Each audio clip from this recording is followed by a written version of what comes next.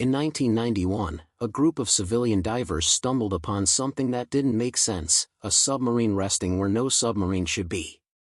What they uncovered over the next several years would rewrite history and raise chilling new questions. Because when they finally got inside, what salvage divers found inside the sunken Nazi Germany submarine will leave you speechless.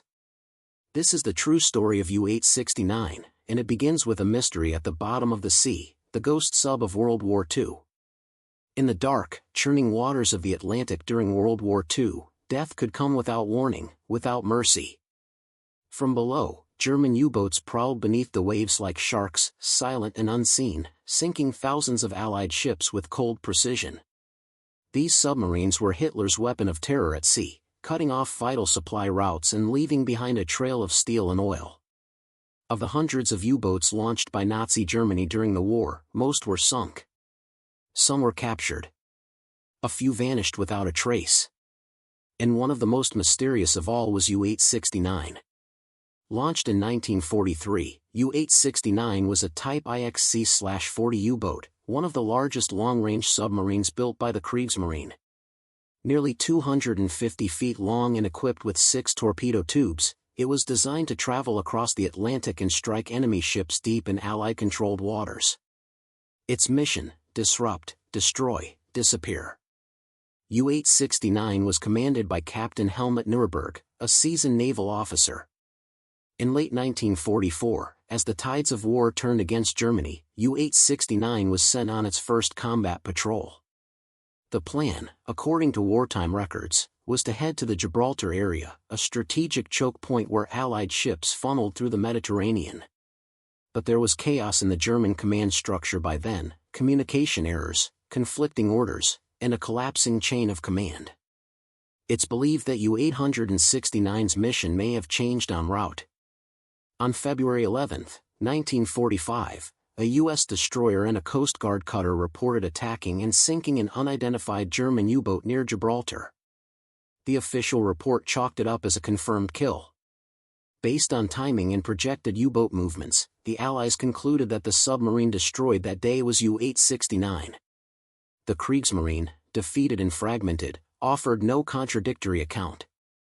And so the story was settled: U-869 was presumed sunk off the coast of Gibraltar, taking all 56 of its crew with it to a watery grave.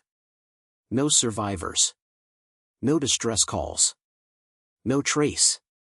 For decades, no one questioned this version of events. It was one line in the massive, blood-soaked ledger of World War II, one more enemy sub that never came home. But when you look closer, the story starts to crack. First, there were no confirmed photographs or sonar images of a wreck near Gibraltar matching the dimensions or signature of U-869. Wartime reports were notoriously unreliable, often based on visual confirmation in chaotic combat conditions or guesses made under pressure. The Atlantic was vast, the technology primitive, and mistakes were common. Second, no German documentation from that period ever clearly stated U-869's final position. By 1945, Germany's war machine was falling apart. Radio traffic was lost.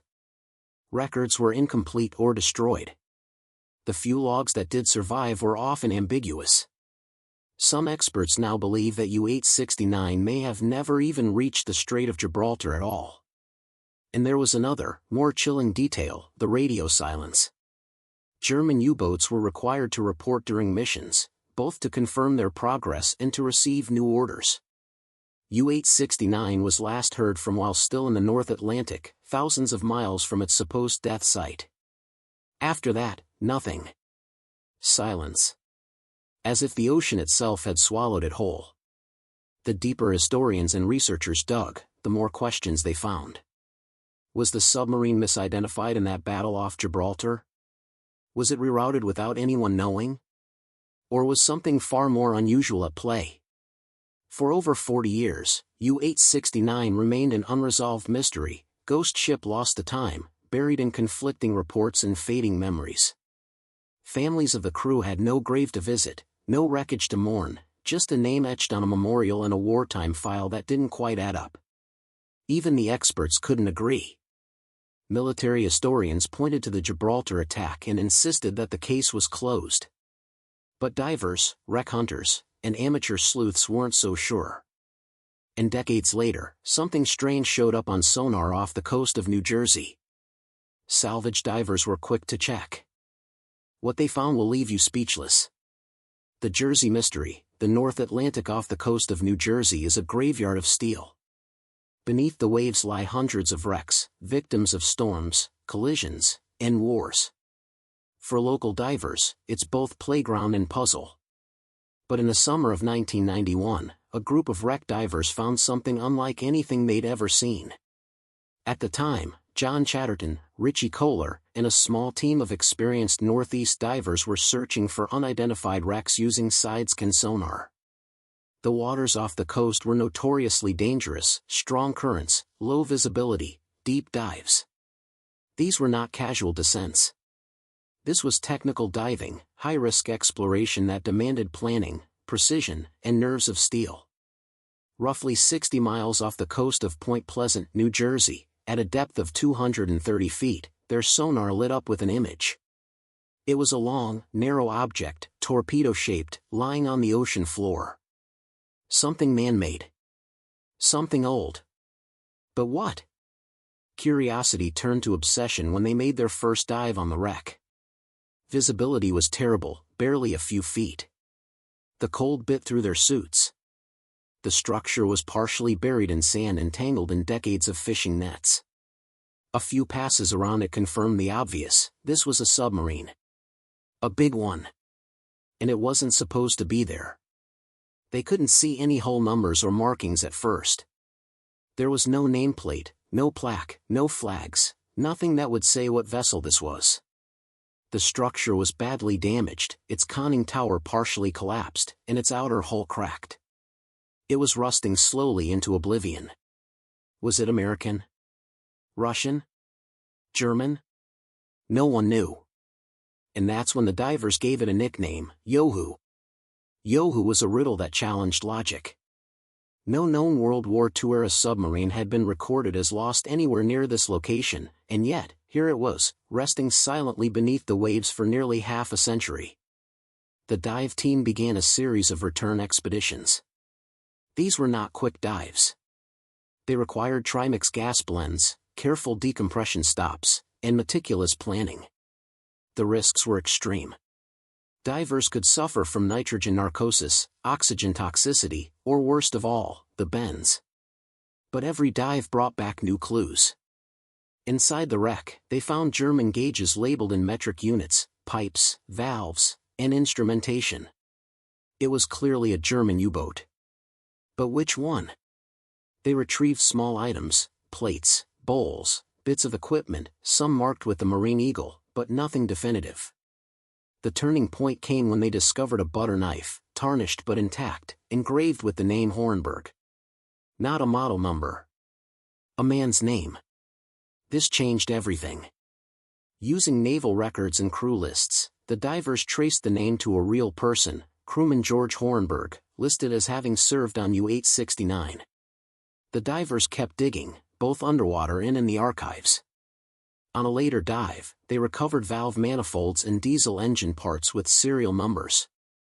They traced these numbers to shipyard records from Deskamag AG Weser, the German company that built U-869. The pieces matched. They had done it. Against all odds, these civilian divers had identified the mystery wreck. In 1997, 6 years after the first dive, the United States Navy officially acknowledged that the submarine wreck off New Jersey was indeed U-869. The implications were massive. U-869 had not been sunk near Gibraltar, as U.S. military records had claimed since 1945. It had died off the American East Coast, a full 3,000 miles away from where history had placed it. The divers had proven what no wartime record ever did. They had physically located and identified the wreck. They had found the truth.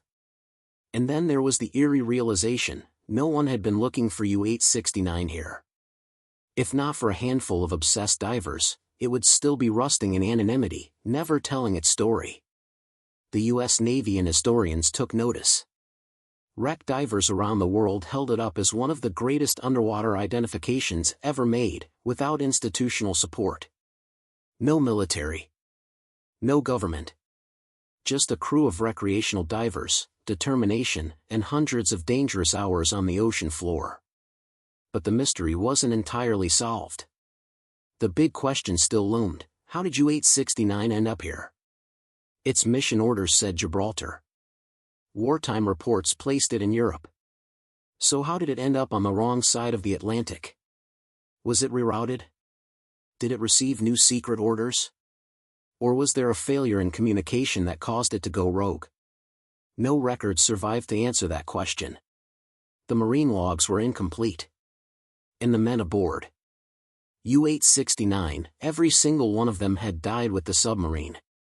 A grave had been found, history seemed corrected, but the real mystery of U-869 was just beginning. Death by friendly fire, or something worse? When salvage divers confirmed that the wreck off New Jersey was beyond any doubt German, U-boat U-869, a new mystery surfaced: why did it sink? The question seemed simple, but as divers explored the wreck and researchers re-examined the history, the answers only got murkier. Competing theories emerged, each backed by evidence, each with gaps that made the truth feel just out of reach. The two most prominent explanations, both widely debated to this day, are these: 1. U-869 was destroyed by its own weapon. 2. It was destroyed in combat by U.S. warships. Let's start with the first. German torpedoes in World War II were powerful, but they were far from perfect. Among their many issues was a terrifying malfunction: the circle runner. A torpedo designed to run straight would, due to a faulty gyroscope or control surface, curve into a wide arc, eventually looping back toward the very submarine that launched it. The result: a self-inflicted kill. This wasn't theoretical, it happened multiple times during the war, and every U-boat captain knew the risk. Supporters of the circle runner theory believe this is exactly what doomed U-869. They argue that after firing a torpedo, likely during combat or a test run, the weapon veered off course and circled back. Before the crew could react, it slammed into the side of their own sub. There's circumstantial evidence to back this up. First, there were no signs that U-869 ever engaged an enemy ship, no reports of torpedo strikes, no surviving records of an attempted attack. Second, the wreck shows significant internal blast damage consistent with a torpedo detonation close to or against the hull, but not a direct strike from outside. So, U-869 might have sunk itself. But the theory isn't airtight. Another says that U-869 was located and destroyed by two U.S. Navy ships, the USS Howard D. Crow and USS Coiner. According to this version, on February 11, 1945, the two vessels detected a submarine in the area, possibly through sonar or hydrophones. They launched a coordinated depth charge attack. After the war, this engagement was credited as the successful sinking of an unidentified U-boat, later believed to be U-869. The U.S. Navy's official records long listed this as the submarine's final fate. Even when the sub's remains were later found off New Jersey, the Navy maintained that it had still been their depth charges that caused the sinking. At first glance, this explanation seems straightforward, but it raises several difficult questions. First, the timing: U-869 had not been expected near the East Coast. Its mission orders were for Gibraltar. If the Navy ships had attacked a sub in that area, why didn't anyone connect it to U-869 sooner? Second, the wreck location itself: the site of the U-869 wreck does not precisely match the coordinates reported by the USS Howard D. Crow and USS Coiner. It's close but not exact. Close enough to raise eyebrows, but far enough to cast doubt. Third, sonar scans and damage assessments: divers who explored the wreck found that several torpedo tubes were still sealed. If U-869 had engaged in combat, why hadn't it fired all or any of its weapons? Why was it apparently caught off guard? As divers spent more time inside the sunken U-boat, the clues painted a conflicting picture. The forward section of the sub showed heavy damage, crushed inward, twisted by force. Some of the internal compartments were imploded, suggesting a shock wave from inside, not from a depth charge exploding nearby. At the same time, certain external parts of the hull showed deformation patterns that could align with pressure waves from a depth charge, but these marks are less severe than expected if the vessel had taken a direct hit from above. One observation stood out: the control room and torpedo room remained relatively intact. Damage was severe, but compartmentalized. This points toward a localized internal explosion, possibly a torpedo that detonated while still in the tube or shortly after launch. Adding to the confusion were the crew positions inside. Skeletal remains scattered over time suggested that no one made it to escape hatches. There was no attempt to surface, no signs of an emergency ascent. It happened fast, violently, without warning. Whatever hit U-869, whether from within or without, left the crew with zero time to respond. Adding to the mystery is the fact that military records from the time are inconsistent. U-869 was long thought to be nowhere near the U.S. coast, and the submarine allegedly sunk by American destroyers was never definitively identified. This leaves room for misidentification on both sides. Maybe the USS Howard D. Crow and USS Coiner did sink a U-boat, but not U-869. Next stunned even the most hardened researchers. Buried beneath layers of sealed documents wrapped in oilcloth was a box of Nazi memorabilia, including a pristine swastika flag folded with military precision. Alongside it were propaganda leaflets in English aimed at stirring discontent among the American public in what appeared to be a partially encrypted code book bearing markings from the ABV, Nazi Germany's military intelligence service. The find was so unexpected and so politically sensitive that it was never made public. The reason for the secrecy? The possibility that U-869 wasn't just patrolling the Atlantic, it may have been sent to deploy operatives or materials on U.S. soil. The theory remains unconfirmed, but the implications are chilling. A covert landing by a Nazi sub near the American coast, even at the tail end of the war, would rewrite what we thought we knew about German operations in the Western Hemisphere. But there is one more thing: survivor's guilt. Of the 56 men assigned to U-869, all were believed to have died when the submarine sank sometime in early 1945. But there was one name missing from the final casualty list, a man who had been scheduled to be on board but wasn't. His name was Herbert Gashowski. Herbert was originally assigned as a crew member aboard U-869 during its preparation for deployment. But due to an illness he contracted prior to the submarine's departure, he was removed from the mission. Another sailor took his place. U-869 left port without him. At the time, this change seemed minor, a standard personnel adjustment. But that single shift in assignment would go on to define the rest of his life. For decades, Gashowski lived under the same assumption as military historians and the families of the fallen, that U-869 had been lost near Gibraltar, most likely destroyed by Allied depth charges. That was the official record accepted by the German Navy and the post-war historical community. Then in the 1990s, a group of American wreck divers searching the waters off Point Pleasant, New Jersey, discovered the remains of a sunken submarine. As part of their research, the divers began contacting surviving relatives of the original crew. Their efforts led them to Herbert, living in Germany, decades removed from the war, but still carrying the memory of those he had trained alongside.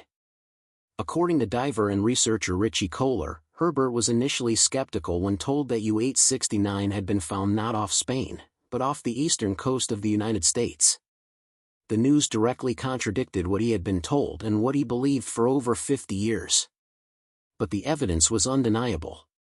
The divers presented photos of items recovered from the wreck, including personal belongings, technical components, and even a knife engraved with the name of Georg Hornberg, one of the crew members Herbert had known. Richie and fellow diver John Chatterton, who later co-authored the book Shadow Divers with Robert Kurson, recalled their conversations with Herbert. He confirmed that the Hornberg identified through the knife engraving had indeed served on U-869. He also recalled the crew training and the atmosphere in the final weeks before the boat's departure. His illness had prevented him from sailing with the crew. It wasn't a dramatic event, no last-minute decision, no command override, just a matter of medical fitness. He had been replaced, and the submarine had gone to sea without him. When asked how he felt about the discovery, Herbert was reportedly moved but subdued. He acknowledged the strange fortune that had spared his life and expressed sadness for the loss of his former comrades. He did not seek publicity. He did not give long interviews. But he did correspond with the divers and authors who worked on the U-869 story. His recollections helped verify crew identities and confirmed historical records from the German side, providing valuable insight into the sub's final crew makeup. Herbert passed away in 2005. And he never found out about the sealed chamber. Or maybe, he already knew about it and just didn't want to speak. What do you think? Let us know in the comments.